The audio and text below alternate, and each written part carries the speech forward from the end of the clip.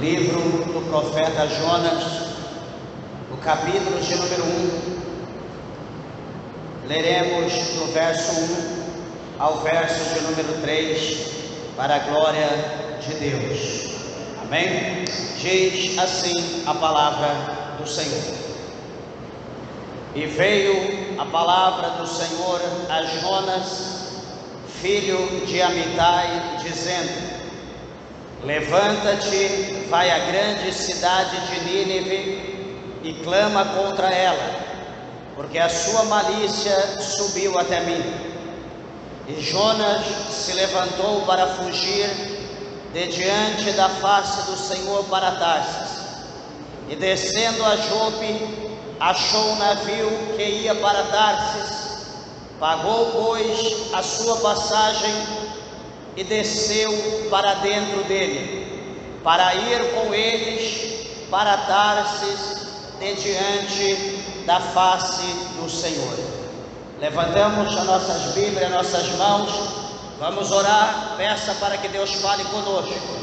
Maravilhoso Deus e maravilhoso Pai, Senhor Todo-Poderoso, Criador dos céus e da terra, meu Deus, aqui está a Tua palavra, a profecia viva, meu Deus do céu, fala de uma maneira gloriosa e especial a Tua igreja, aos Teus servos, às Tuas servas, aqueles que estão perto, aqueles que estão longe. Meu Deus, alcança cada coração, meu Pai, e abençoa os Teus filhos, pelo Teu poder, pela Tua presença, pela Tua unção. Fala conosco, em nome do Senhor Jesus. Amém. Podeis assentar, desocupe vossas mãos, dê uma salva de palmas para Jesus. Graças a Deus. Meus irmãos, peço por gentileza a tua atenção. Creio que o Senhor, Ele tem uma palavra aos nossos corações, neste momento que aqui estamos reunidos para adorá-lo. E interessante aqui que Jonas, ele é um profeta de Deus, ele tem privilégios, com Deus, por ser um profeta, da parte do Senhor. E a Bíblia mostra para nós que ele, sendo um profeta, ele sendo escolhido por Deus, ele tem a missão, de profeta, de levar a palavra de Deus e de profetizar, a uma pessoa, a um conjunto de pessoas, a uma nação, enfim. Ele tem essa responsabilidade como profeta. E quando ele é um profeta, quando o homem é um profeta de Deus, ele não tem opção, eu vou ou eu não vou, vai ser bom ou não vai ser. Um profeta de Deus, ele não tem opção. Um profeta de Deus, ele está ali como um arauto, ele está como uma trombeta, ele está como alguém que recebe uma ordem e ele tem que transmitir aquela ordem. Ele não pode ficar com aquela ordem para ele. Quantas pessoas eu conheci, talvez você conheça ou conheceu, que por negar uma ordem de Deus, por não cumprir, por não fazer algo que Deus mandou, desceram, foram à sepultura. Outros estão entrevados, outros estão numa cadeira de roda, outros estão acamados, outros estão com algum tipo de deficiência, porque engoliu aquilo que Deus mandou ele falar, ou talvez passou, foi além daquilo que Deus mandou ele fazer. E eu quero nessa noite compartilhar com os irmãos uma palavra que o Senhor coloca em meu coração, a ordem de Deus e a irresponsabilidade do profeta, ou até mesmo Jonas, ele abandona a sua missão. E todos nós, o Senhor Jesus, ele disse lá no Evangelho de Lucas, que todos aqueles que colocam a mão no arado e olha para trás, Jesus disse que esse não é apto para o reino dos céus. Ou seja, meus amados irmãos, o Senhor nos escolheu, Ele nos chamou para a sua presença, e nós hoje na presença de Deus, nós somos um instrumento, nós somos uma ferramenta, como por exemplo uma faca, que é um instrumento, uma ferramenta, ela não tem opção.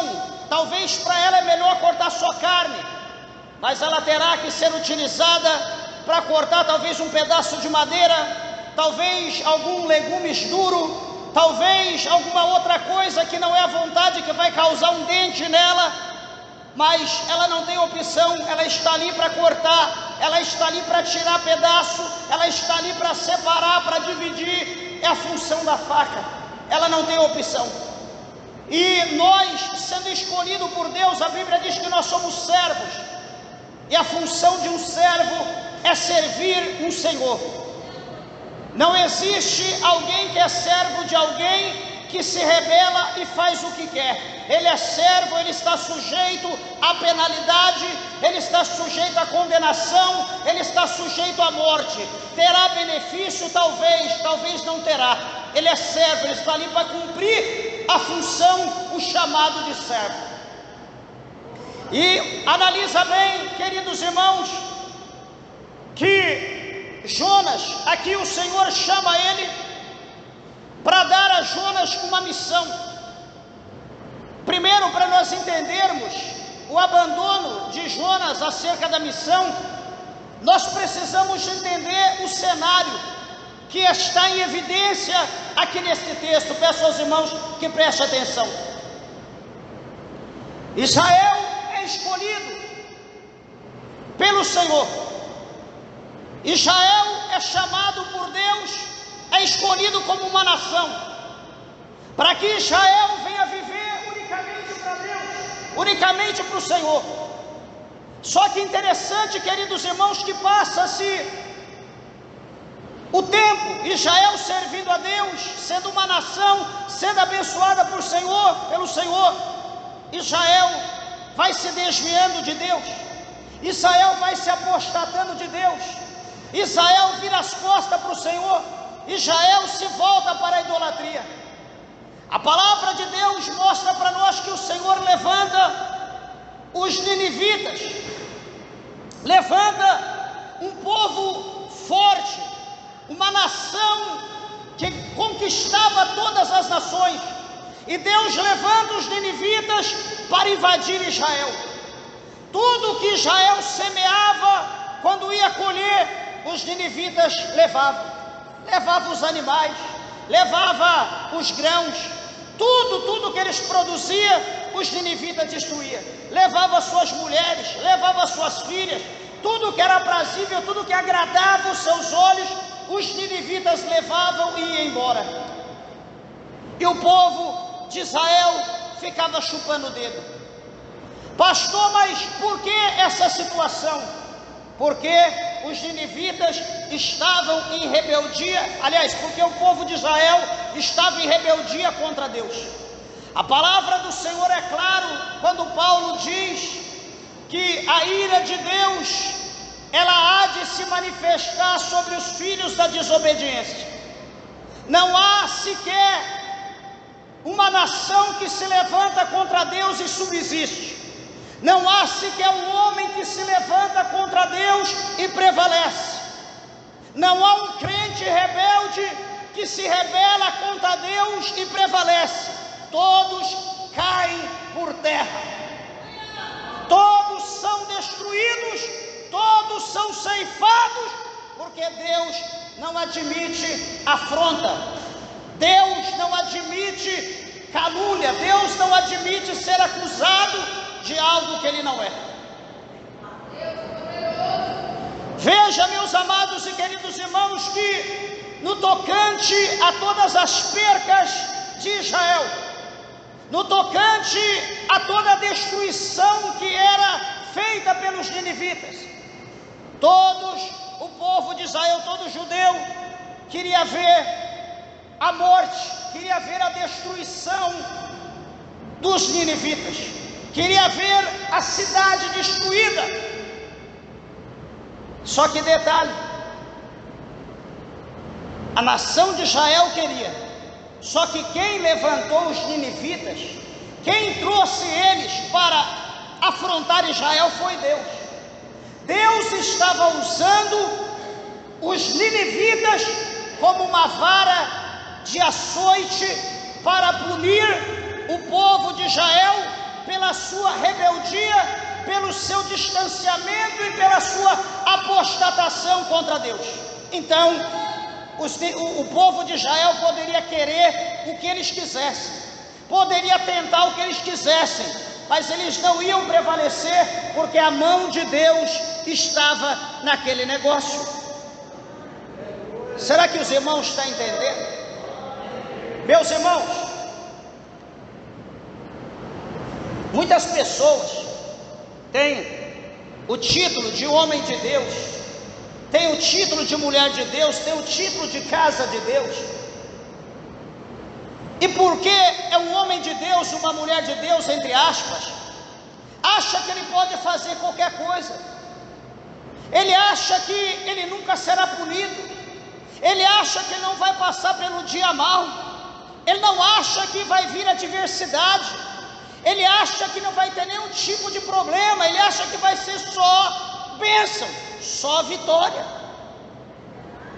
Quantos crentes estão na prova? Quantos crentes estão no lamaçal? Quantos crentes estão apanhando do cão na cara, estão sendo esbofeteados? Quantos crentes estão sendo pisados? Pastor, mas não tem mais, é uma coisa, tem duas situações. Nós somos provados para ser aprovado por Deus, para sermos utilizados por Deus, para sermos instrumento na mão de Deus, para que possamos ser purificados, para termos mais valor para Deus, para que os nossos pecados venham ser dissipados das nossas vidas, e nós passamos por provas, por perseguições, por luta, por causa de pecado. Então nós precisamos discernir, interpretar o motivo da prova, da luta que nós estamos passando. Isso é uma coisa fácil, não precisa Deus usar um profeta. Nós olhamos para a nossa vida, nós olhamos para a palavra de Deus, e nós vamos nos enquadrar agora. A palavra de Deus, ela será o nosso padrão, e a nossa vida, ela tem que ser baseada pela palavra. Vamos olhar agora e ver se a situação a qual nós estamos passando é por pecado, é por rebeldia, é por vaidade, é por ignorância, é por achar eu sou crente, eu faço o que eu quero, Deus me deu poder, eu mando quem eu quero para o inferno, eu mando quem eu quero para o céu, eu curo quem eu quero, eu salvo quem eu quero. Quantas pessoas que não pensam assim? Quem faz todas as coisas em todos é o Espírito Santo. Nós não somos nada, nós somos como esse utensílio, ele está aqui para receber o que a gente quiser colocar nele, ele não tem opção. Nós estamos na presença de Deus para ser instrumento utilizado por Deus da maneira que Deus quer, e acabou. Não adianta bater pé, não adianta fazer cara feia, não adianta chorar, não adianta gritar. Quem manda é o Senhor, que está mandado. Israel está agora sendo amassada, como amassa o pão, como amassa a massa. Israel está sendo amassada. Israel está sendo subjugado pelos piores inimigos da humanidade da época, por um povo sanguinário, por um povo rebelde, por um povo de coração duro, por um povo que tinha os seus deuses, por um povo que não respeitava, não temia ninguém. Israel está sendo subjugado por esse povo. A vontade de todos que ali estavam, do povo judeu, era que fosse destruída Nínive, era que fosse morto aquele povo. Chega um determinado dia, presta bem atenção. Faz bem a gente lembrar que a Bíblia diz que Deus escolheu Israel para que Israel fosse o único povo de Deus, e Deus o único Deus daquele povo.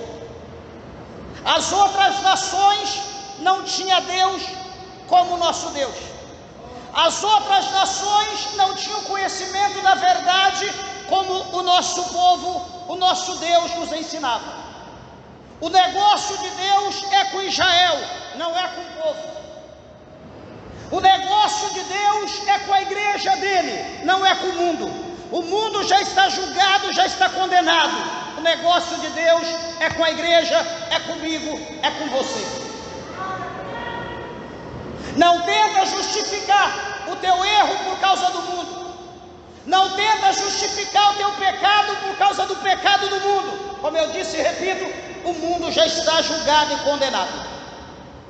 Para nós, o negócio é diferente. A palavra diz que o juízo de Deus começará dentro da igreja. O juízo de Deus vai começar com o seu povo. Imagina o que será do ímpio e o que será do pecador. Chega um momento, agora nós conhecemos o cenário. Chega um momento agora que a Bíblia diz que o Senhor Deus, Ele chama Jonas, filho de Amitai, e diz para Jonas: Jonas, coloca-se de pé, levanta-te.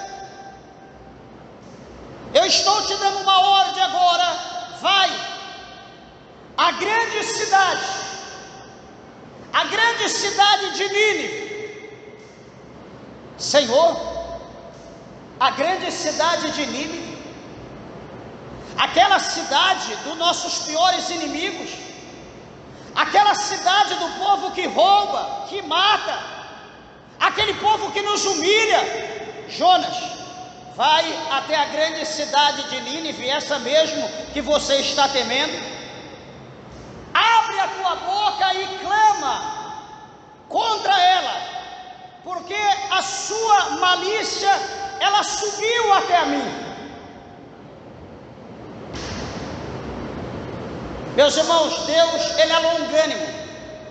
Só que Deus não suporta tudo o tempo todo. Deus, Ele é longânimo, mas há limites. Alguma pessoa pode olhar e falar: não, fulano está fazendo alguma coisa, Deus não faz nada. Calma, Deus é longânimo. Fulano está fazendo alguma coisa, Deus não fez nada. Pessoas pecou o tempo inteiro dentro da igreja, adulterou, fez o que fez, Deus não fez nada, morreu em paz. Cadê a tua mente? Cadê a tua sabedoria? Cadê o teu conhecimento acerca do juízo final? Ele pode ter tido uma vida esplêndida aqui no pecado, pode ter feito ou deixado de fazer, mas não esqueça uma coisa, que vai haver o juízo final. Vai haver um dia que todos terão que comparecer para acertar contas. Então ninguém passará desapercebido diante de Deus. Jonas, ele acha que Deus tinha que punir os ninivitas, porque a malícia chegou até o Senhor. Diz aqui que subiu até a Deus. Naquele momento, Jonas, ele ouve, ele recebe, é o receptor, ele recebe a mensagem de Deus. E o Senhor aguarda Jonas levar a mensagem. Jonas pensa, repensa, talvez pegue conselho, e ele toma uma decisão. Meus irmãos, presta bem atenção uma coisa. A palavra do Senhor fala em Jeremias que maldito é o homem, maldito todos aqueles que fizerem a obra de Deus fraudulentamente. É melhor que você não opte escolher a Deus, servir a Deus, do que servir a Deus e ser um crente meia boca, um crente capenga. Nós servimos a Deus para ir para o céu, ou a gente para com isso, porque se a gente servir a Deus meia boca, nós vamos para o inferno. Deus não aceita nada pela metade.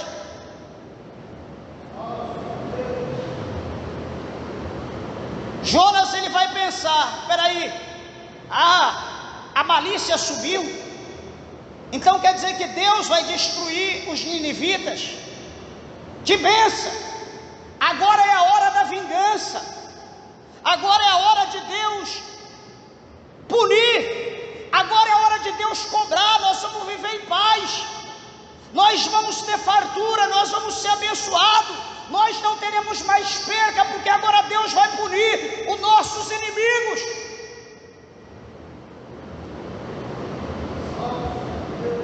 Você quer ter paz? Jonas queria paz, os israelitas queriam paz. Você quer ter paz? Faça o que Deus mandou. Provérbios, Salomão, ele escreveu, nos ensinando que se o nosso inimigo não é o vizinho, não é alguém de casa, é inimigo. Sabe o que é inimigo? Aquele que você olha e diz, não, isso é meu inimigo, isso aí não tem nada, não tem conversa, é um zero à esquerda. A Bíblia diz que se o nosso inimigo, ele tiver sede, dá a ele de beber. Se o nosso inimigo tiver fome, dê a ele de comer. Isso não é para todos, isso é para crente. Tem pessoas que dizem que ele morra de sede, que ele morra de fome. Eu estou de barriga cheia, eu não estou com sede, eu tenho água fresca. Só que nós não podemos esquecer, lá do capítulo 25, nós não podemos esquecer lá do verso 33, 34 para frente, quando Jesus ele fala que ele teve sede, ele teve fome, ele era estrangeiro, ele estava preso, ele estava doente, estava nu, e aquelas que eram ovelha socorreu aqueles em toda essa situação, em todo o tempo das suas provas, das suas dificuldades. Senhor, quando nós fizemos isso para ti, quando vocês fizeste ou fizeram a um dos meus pequeninos, vocês fizeram a mim. A gente não pode esquecer disso. Talvez o nosso inimigo pode ser uma prova para Deus testar a nossa fé. Talvez nós já passamos por tanta prova na nossa vida, que falta agora a última prova. Qual é a última? É amar o nosso inimigo, é amar o nosso adversário, é mostrar que nós temos o Espírito Santo de Deus na nossa vida. Pastor, mas eu não dou conta. Então você não será abençoado, então você será reprovado por Deus. Para o povo de Israel só faltava isso, por intermédio de Jonas, ir lá e falar algumas palavras para aquele povo, só isso, para que a bênção de Deus pudesse vir para Israel. Só que o ódio no coração de Jonas era grande, a ira era grande, estava o seu coração cheio de corte, apunhalado, por causa do sofrimento, de tudo que eles passaram. E ele, como um judeu, ele estava sentindo dor, o sangue estava derramando, mas a culpa não era dos ninivitas. Tudo aquilo que eles estavam sentindo na pele, no seu coração, Deus já tinha sentido antes pelas obras que o povo de Israel havia feito contra Deus, haviam praticado contra Deus. Deus havia sentido, e agora eles estavam sentindo a mesma coisa que Deus havia sentido primeiro do que eles. Você está entendendo como que é o mistério? Você está sentindo muita dor? Será que Deus já não sentiu antes o que você está sentindo? Senhor não tem derramado lágrimas? Será que Deus não tem se angustiado? Será que Deus não tem se entristecido? Será que Ele não tem enviado os seus servos, profeta, não tem enviado o seu Espírito Santo para bater no teu coração, dizendo: filho, filha, é por aqui, faz assim, não faz dessa maneira, faz isso, faz dessa forma? E você diz: não, é eu que mando, eu faço como eu quero. Negócio de profeta vir mandar em mim, negócio de pastor vir mandar em mim, negócio de... Pode ter certeza, desculpa do que eu vou falar, mas é a verdade. Esse tipo de gente não é filho de Deus, é filho do diabo. Filho de Deus, ele é temente a Deus. Filho de Deus, o coração está aberto para Deus, ele tem contato, ele tem comunhão com Deus. Ele e o Pai é um só. Ele sente o Pai sente ele é sensível ao Espírito Santo de Deus. Não precisa gritar, não precisa jogar na parede, despertar, bater, dizer: infeliz, é assim, é dessa maneira. Não precisa. Ele diz: meu Pai, eis-me aqui, meu Pai, envia-me a mim. Ele é sensível, ele está pronto à ordem de Deus. Meus irmãos, quantos crentes precisam perdoar? Quantos crentes têm que dar o perdão? Você vai falar com ele e diz: quem perdoa é Deus. Ô ignorância, você não sabe ler não? Você nunca ouviu a palavra de Deus não? A palavra de bênção eu creio, mas essa aí de dar perdão eu não creio não. Todas as pessoas que não perdoam, elas estão presas dentro de uma gaiola como um passarinho. Elas estão presas dentro do seu coração. O seu coração os preenche. Você precisa perdoar. Não, quem perdoa é Deus. Ué, mas a ofensa, o atrito foi entre você e um semelhante, ou foi entre você e Deus? Ah, o atrito é eu e meu esposo, mas não perdoo. Quem perdoa é Deus. Não, você tem que perdoar ele primeiro. Ah, pastor, mas eu não tenho coragem. Se vira, passa óleo de peroba e dá um jeito, vai lá pedir perdão. Mas dói é você ir para o inferno. Tem coisa, meus irmãos, que nós temos que nos humilhar. Pastor, mas é difícil. Mas a Bíblia diz que aqueles que se humilham serão exaltados. Não adianta ficar com o coração duro, não adianta ficar preso numa gaiola sem perdoar, sofrendo, chorando, e sabendo que quando você partir dessa vida, você vai para o inferno, tomando a ceia indignamente, comendo, bebendo indignamente, fazendo as coisas para Deus indignamente, sem ter nenhuma recompensa a não ser a condenação.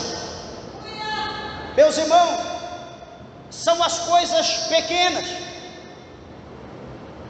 é as coisas mínimas que vai nos levar para o inferno. Não são coisas grandes não, é as coisas pequenas. Nós temos que ter cuidado. Às vezes nós passamos por cima das coisas pequenas e só olhamos para as coisas grandes dos outros. Aquele lá é um homicida, aquele lá acabou de tirar a vida de alguém. Aquele lá é um adúltero, fica com uma, com outra, ou com outro e com outro. Não, aquele lá só Deus, vai para a igreja, vai para a macumba, vai para o culto, mas está bebendo, aquele lá está perdido. E a nossa vida, como que está?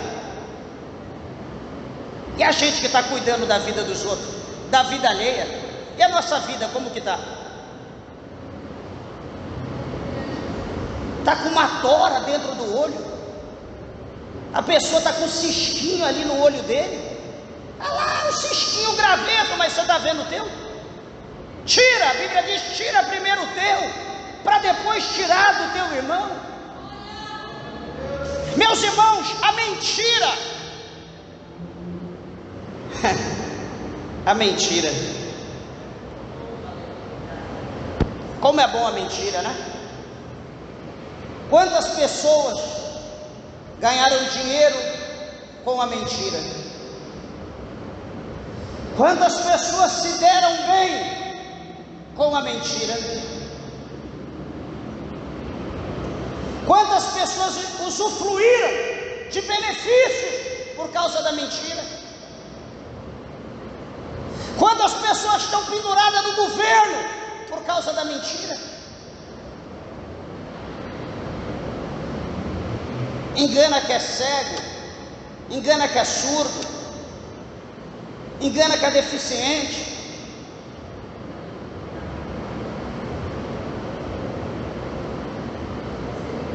Quantas pessoas, por causa da mentira, que engana a esposa com a mentira, que engana o esposo com a mentira, engana a igreja, engana o pastor. Se nós estamos enganando as pessoas, os nossos irmãos,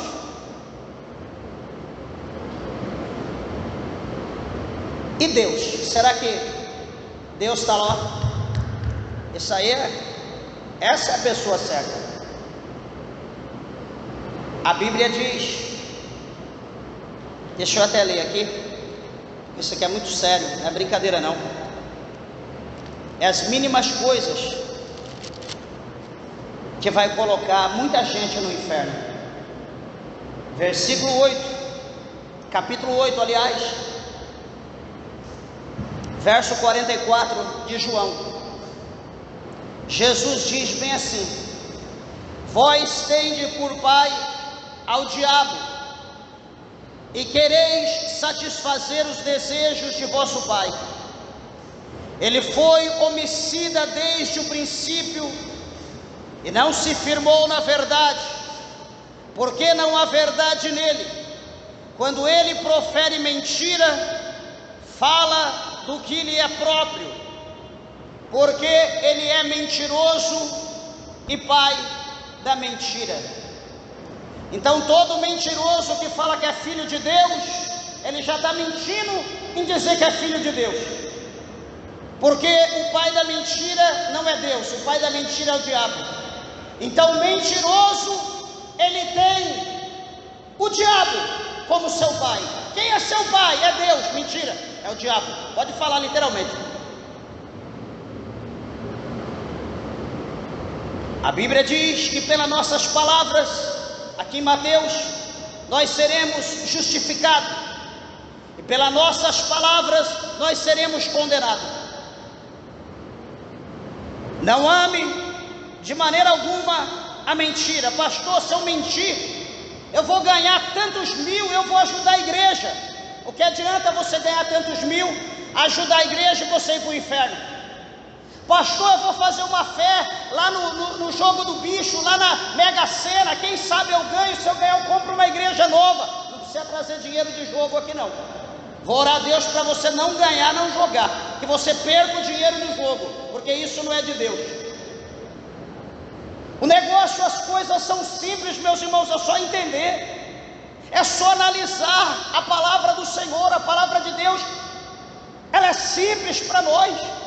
Então veja bem aqui que Jonas, nessa situação, ele analisa toda a situação dos ninivitas, ele quer olhar a vida dele como se fosse inocente, como que fosse uma pessoa que estivesse recebendo mal, injustamente, inocentemente.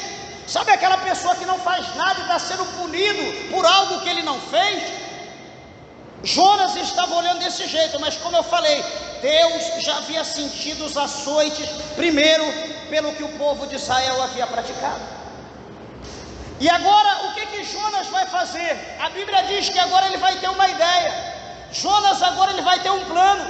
Jonas agora ele vai procurar fugir da face de Deus. Espera aí, eu vou dar um jeito, eu vou fazer uma viagem, eu tenho que ir para Nínive. Não, mas eu vou para Tarsis, é mais de 800 quilômetros opostamente a Nínive. Eu vou até Jope, vou lá no porto de Jope, vou comprar minha passagem e vou para Tarsis, vou fugir da face do Senhor. Vou descansar, vou tirar umas férias, e enquanto isso, só eu que sou profeta, não tem outro, Deus não vai enviar outra pessoa, os ninivitas não vão ouvir a verdade, então a ira de Deus vai ser manifesta, e nós vamos ficar impunes, nós vamos ficar na bênção, e Jonas foge da presença de Deus. Quantas pessoas que pensam dessa maneira, que vai fugir de Deus? Quantas pessoas que trocam de roupa, que colocam capa, quantas pessoas que tentam de uma maneira ou de outra camuflar em determinadas situações, para que não seja visto como homem, como mulher de Deus. Não, eu estou aqui neste lugar, eu estou aqui no meio do povo, mas ninguém sabe que eu sou crente. Está todo mundo na praia, eu também estou vestido a rigor, ninguém sabe que eu sou crente. Espera, eu estou no carnaval, está todo mundo pintado, eu estou aqui também, ninguém sabe. Eu estou tirando umas férias, eu estou curtindo. Meus irmãos, crente não tira férias, o céu não tira férias, o inferno não tira férias. O crente, aonde ele vai, ele é crente, aonde ele vai, ele tem oportunidade de pregar, ele tem oportunidade de louvar, ele tem oportunidade de falar de Deus. O crente não pode tirar férias nem um dia. Eu não concordo, pode dizer, pode falar quem quiser, eu não concordo. Eu tenho meus motivos, talvez alguém tenha sua defesa, mas eu não vejo correto. Por quê? Porque o diabo não tira férias, o inferno não tira férias, Deus não tira férias. Jesus disse lá em João: o meu Pai trabalha, até agora eu também trabalho. Muitos diziam: Jesus, hoje é sábado, hoje ninguém trabalha, Jesus, hoje é um dia santo, é um dia sagrado. Jesus diz: meu Pai trabalha, eu também trabalho. E se nós somos discípulos, por que nós vamos descansar enquanto Jesus está agarrado? Porque nós vamos descansar enquanto Deus está na peleja? Porque nós vamos tirar férias enquanto Jesus está pisando em uvas, está fazendo vinho? Porque nós vamos descansar enquanto Jesus está pregando, Jesus está orando, está no monte intercedendo por nós? É uma falta de respeito com a hierarquia, é uma falta de respeito com o superior, é uma falta de respeito com o nosso Deus, o nosso Pai. Diz aqui a palavra que de Nínive, preste atenção, olha o retrocesso, olha o abandono como que é. Jonas de Nínive, Jonas desce até Jope. Jonas compra a sua passagem. Meus irmãos, quando se fala em descer, é uma coisa boa. Para quem é crente de mistério, quem é crente pentecostal, quando fala, ó, vou descer, todo mundo já disse: opa, quanto tempo vai ser? Eu vou fazer só um período, só 3 horas. Beleza, eu posso descer junto? Posso, vamos lá. Quando diz descer, é descer na olaria, é dobrar o joelho, é orar, é clamar, é pôr a boca no pó. Não é o pó na cara, não, é pôr a boca no pó, é clamar a Deus, é orar para Deus mudar a vida, mudar a situação.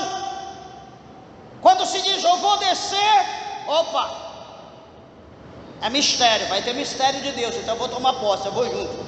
Só que aqui fala que Jonas desce, é diferente. Jonas não desce para a olaria, Jonas não desce para o mistério, Jonas ele desce agora no retrocesso. Jonas está retrocedendo, ele está fugindo de Deus. O Senhor está aqui em cima, ele está tentando arrumar um jeito de descer, de sair dos olhos de Deus.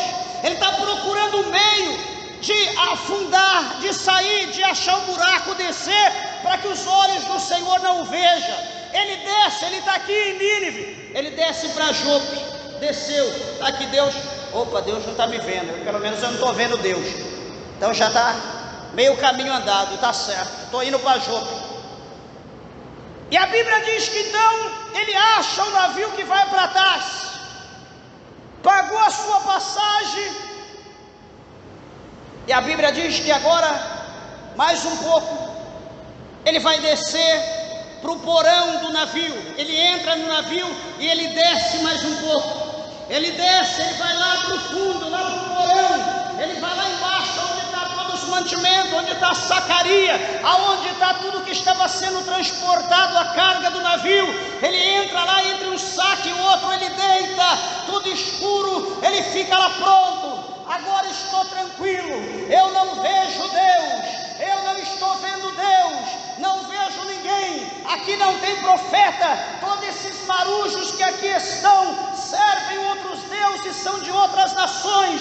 Deus não está me vendo, ninguém está me vendo, estou na benção, desci, estou no porão, estou tranquilo, vou tirar férias, vou fugir da presença de Deus. E os ninivitas que se explodam. Que benção, consegui dar um chapéu em Deus.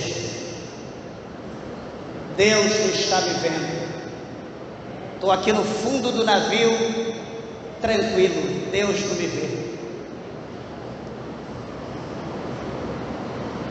Meus irmãos, capítulo 15, versículo 3 de Provérbios,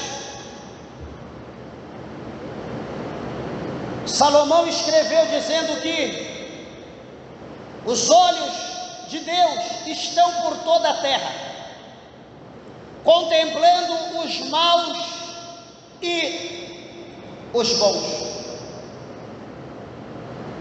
Não existe sepultura, não existe escuridão, porque a Bíblia diz que as trevas para Deus não existe trevas. Deus vê todas as coisas nuas e patentes como são. Não há lugar que o crente se esconda, não há como o crente camuflar, não há como o crente mudar de nome, mudar de personalidade, mudar de sexo. Eu era o João, agora sou a Joana. Eu era Maria, agora sou Mário. Pode ser o que você quiser. Você pode ser um anjo e se transformar no cão, mas Jesus sabe quem você é. Ninguém esconde de Deus, ninguém. Pode ter certeza, igreja, ouvintes da palavra de Deus, que todas as decisões que nós tomamos da nossa vida, há uma consequência. Não pensa você, eu vou tomar essa decisão e vai ser bênção na minha vida. Talvez você está vivendo bênção e você não sabe. Talvez você não sabe o espinho que te espera amanhã. Talvez você não saiba a rua de brasas viva que você terá que caminhar. Talvez você não saiba o tamanho da onda que você vai enfrentar no teu barquinho. E a pergunta é: será que você vai subsistir? Será que você vai ficar de pé? Hoje o que eu estou passando é a decisão que eu tomei ontem. A minha escolha de ontem é o que eu estou vivendo hoje. A decisão de hoje, ou a escolha de hoje, é o que eu vou viver amanhã. Ou será que você não lembra que toda ação, ela tem uma reação? É certo que tem, e nós temos que ter certeza disso.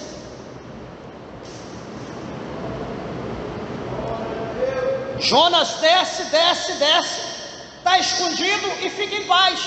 É a decisão dele, ele tomou essa decisão. Só que espera aí, antes de eu falar isso aqui, quantas pessoas que às vezes sem ordem de Deus, sem a direção de Deus, eu sou crente, mas ela não é, mas eu quero ela porque ela agrada os meus olhos. Quem sabe Deus vai convertê-la, eu vou pregar para ela, Deus vai fazer a obra, vai ser uma mulher de Deus. Espera aí, quem está falando é você, não é Deus. Deus não falou isso. Deus abençoe. Não, eu sou mulher de Deus, ele não é, mas ele agrada os meus olhos, eu vou investir nele, porque eu creio que Deus pode transformá-lo, Deus pode tornar um pregador, um homem de Deus, para a gente caminhar junto. Mas a pergunta é: Deus falou isso? Não, pastor, eu creio, porque tudo é possível ao que crê, sim. Mas a Bíblia diz lá em 2 Coríntios, capítulo 6, do verso 14 adiante, que não existe comunhão entre luz e trevas. Não existe comunhão entre o templo de Deus com ídolos. Tem coisas que é distinta, não adianta você crer, está registrado aqui, a Bíblia condena, não adianta você querer descondenar o que Deus condena. Aí você decide: não, eu vou investir, porque ela agrada os meus olhos, é do mundo, mas eu vou investir. Beleza, você é crente, é homem de Deus, tem compromisso com Deus, investe numa Dalila. Coloca os olhos, eu quero. Você não conhece a vida dela, ela não conhece Deus, ela não tem compromisso com Deus. Você vai para o seu trabalho, sabe lá Deus o que ela vai fazer. É uma pessoa talvez que não está nem aí para marido, talvez quer só usufruir de alguma coisa que você tem, talvez uma pessoa insaciável com o pecado, vai te trair, você vai ter filhos, filha. Amanhã depois não vai dar certo o casamento, porque você não aguenta sofrer, a infidelidade vai ser um jugo. O que vai acontecer? Você vai separar. Só que detalhe, aquela escolha tua trouxe filhos. Talvez você vai aguentar ficar fora dela, você vai arrumar outra. Já é contra a Bíblia, que a Bíblia não permite segundo, terceiro, quarto casamento, a não ser que seja viúvo ou viúva, morreu a esposa ou o esposo, o cônjuge, então você tem a oportunidade, segundo a Bíblia, para casar de novo. Mas fora isso, se você fizer, você vai para o inferno. A Bíblia que diz, não é eu. A tua escolha vai ser boa, você vai arrumar outra, talvez agora uma crente. Mas e os filhos? E as crianças que vêm ao mundo? Como vai ser aquelas crianças? Criar sem o pai, a mãe depravada, não tem compromisso, responsabilidade. Como vai ser esses filhos? Como vai crescer? O que serão essas crianças? A gente tem que pensar tudo isso antes de tomar uma decisão. Jonas, ele toma uma decisão, só que ele tem que pensar que tem pessoas ao seu redor. Ele tem que pensar que tem gente junto com ele, ele não está sozinho no mundo. Mesmo que ele esteja sozinho, ia ter uma reação da natureza.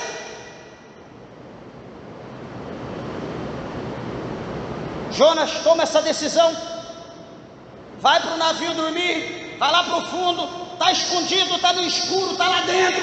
Ninguém está vendo, nem Deus está vendo, porque ele não está vendo Deus, não tem profeta, não tem ninguém. Estou tranquilo, vou dormir, vou acordar só quando chegar lá, e lá a minha vida vai ser outra.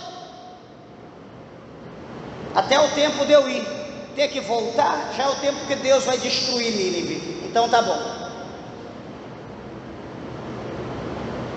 A Bíblia diz que essa decisão de Jonas, no verso de número 4, a Bíblia é clara em dizer: mas o Senhor mandou ao mar um grande vento.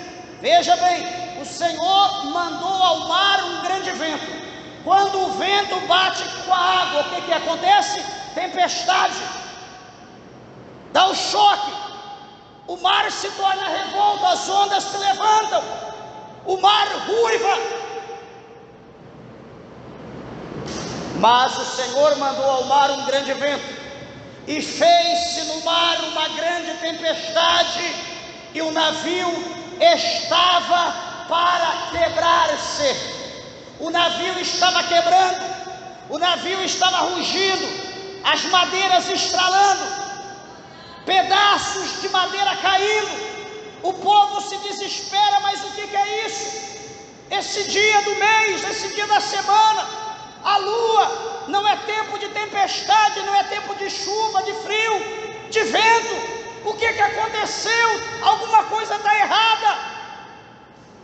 Todo mundo se preocupa, cada um consulta o seu Deus, cada um tinha um Deus, porque cada um era de uma nacionalidade, de uma nação. Todo mundo vai questionar os seus deuses, certamente, lógico, nenhum Deus respondeu, falou o motivo da razão pela qual aquilo estava acontecendo, porque os deuses eram cegos, surdo, mudo, coxo. Nenhum Deus fala, no seu nosso Deus. Eles se desesperam porque não há resposta, e a Bíblia vai dizer para nós então que esses marinheiros, clamando o seu Deus, não tendo resposta, eles vão pegar os seus bens, eles vão pegar as suas fazendas, tudo, a carga que eles estavam transportando, tudo que eles estavam no navio, eles pegam e começam a jogar no mar. Pega saco, joga no mar, pega caixa, joga no mar, pega e isso, aquilo, vai jogando, vai lançando tudo para o navio ficar leve para não afundar. Meus irmãos, mas quem se levanta contra Deus e tem paz? Diz alguém aí que já se levantou contra Deus e ficou tranquilo. Quem?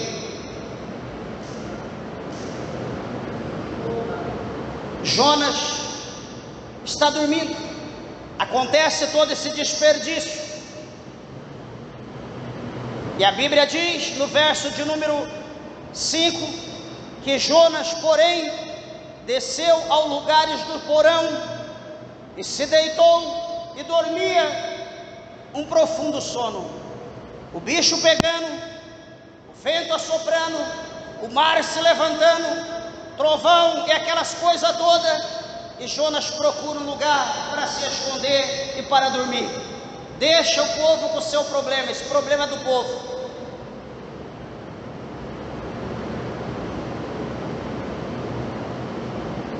A Bíblia diz que o mestre do navio, o capitão, balança Jonas e pergunta para Jonas: o que tens dormente?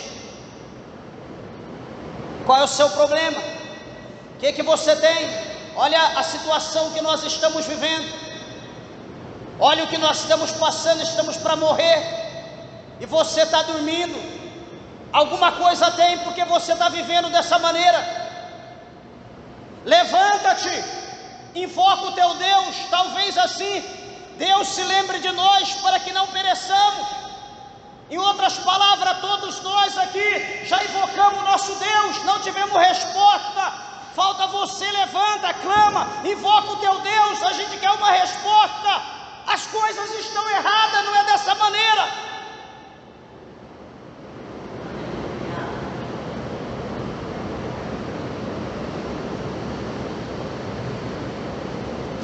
Quantas pessoas que o vento está soprando